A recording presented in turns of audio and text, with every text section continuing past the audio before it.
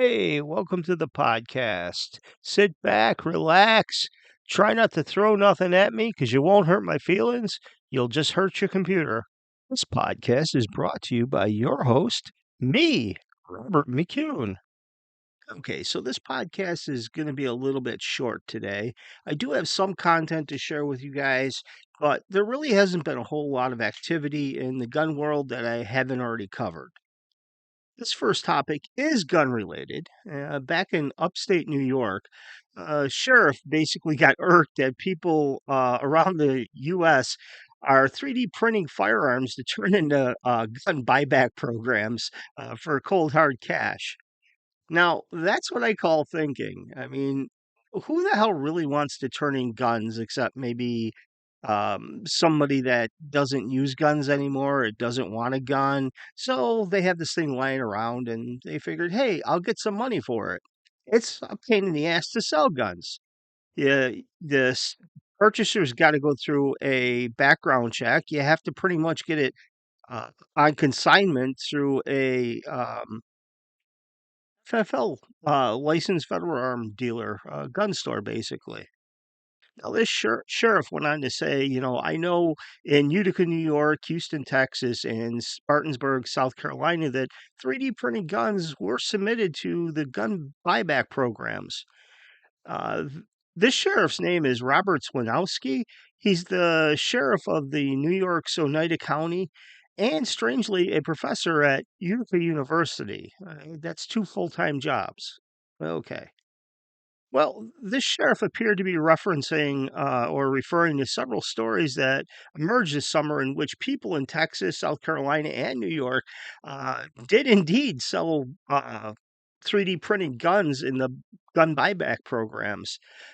They printed them at home and turned them into local authorities.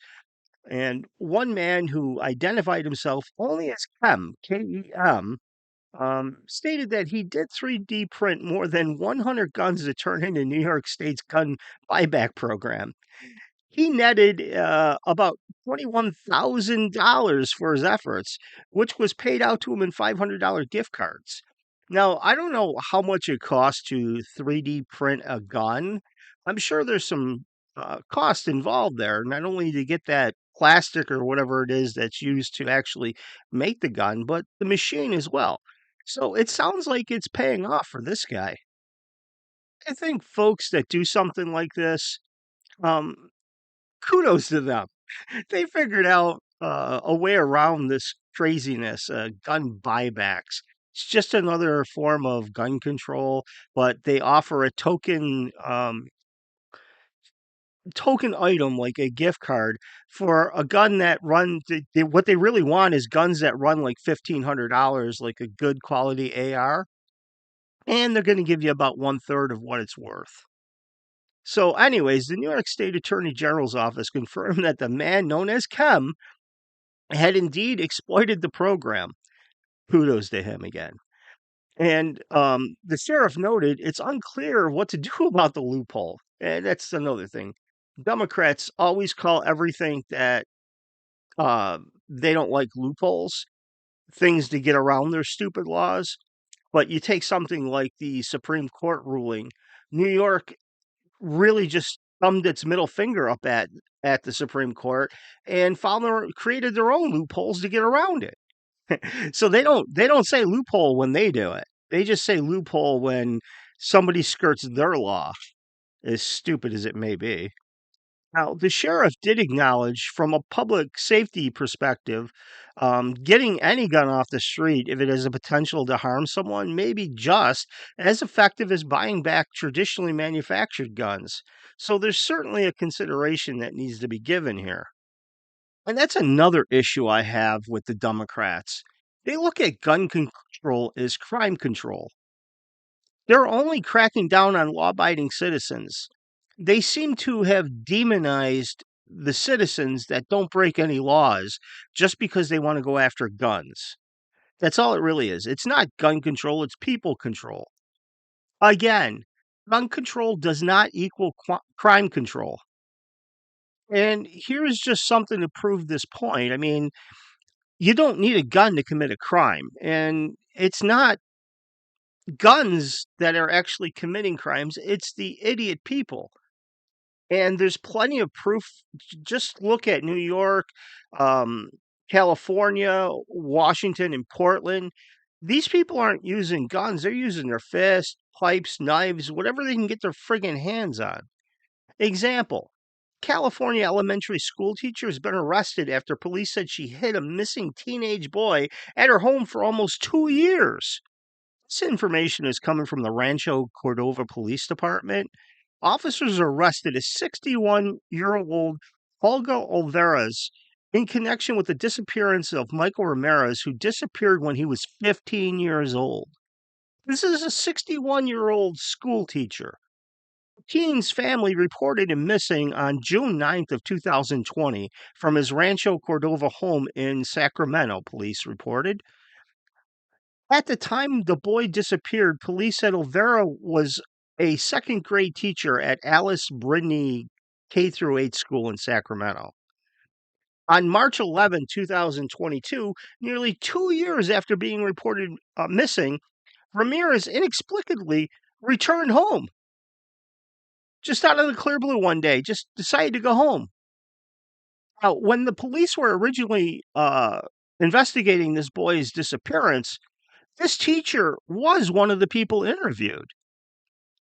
So the Sacramento City Unified School District spokesman released a statement saying that they've placed the teacher on administrative leave pending the outcome of a district investigation.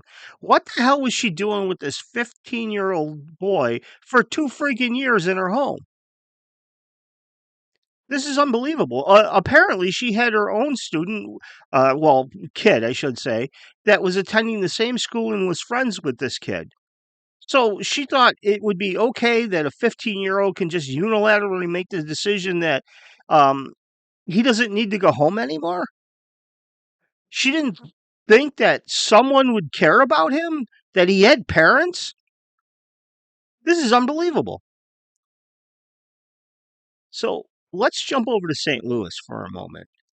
Um, I'm referring to the shooting that took place at the St. Louis school. Uh, Apparently, it was a 19-year-old former student, had about 600 rounds of ammunition on him, and used a semi-automatic rifle. So I'm just going to read the article here. The shooter who killed and injured seven others killed two and injured seven others at the St. Louis High School this week used an automatic rifle and carried more than 600 rounds of ammunition, according to police. Orlando Harris, a 19-year-old former student at the Central Visual and Performing Arts School, had ammunition on and a chest rig in a bag. And he dumped other magazines in stairwells and corridors. Now, interim St. Louis Police Commissioner Michael Sachs said in a news conference, it doesn't take long to burn through a magazine. As you're looking down a long corridor or up or down a stairwell or even into a classroom. This could have been a horrific scene if it wasn't by the grace of God that the officers were as close as they were. Now, see, if the teachers were armed, this would have stopped long before the police got there, even though they apparently did respond pretty quickly. How many people that were injured, or even the two that was killed, could that have been prevented? We'll never know because the teachers aren't allowed to carry weapons. Either no one in the school is, principals, no one. So what does that tell you? When seconds count, police are minutes away and they can't stop. And when I say they can't stop the initial shooting, no one can stop the initial shooting because nobody can react faster than somebody can act.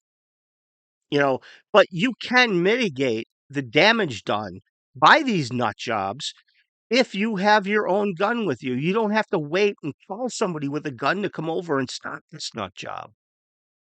Why would anyone want to be defenseless when their life is in jeopardy? They got to call somebody with a gun when they can just have a gun on them. This does not make sense. So the police initially received a call about 11 minutes after 9 a.m. Officers entered the school at 9:15, which is pretty damn quick. and engaged Harris in a gunfight at 9:23. So that's what, about 12 minutes? Still, in that time, he was able to shoot two people, kill them, and injure about 12 other people. So could most of that have been prevented in the first couple of minutes? Yeah. I say 3 minutes tops. And that would have cut back a lot of time and a lot of damage.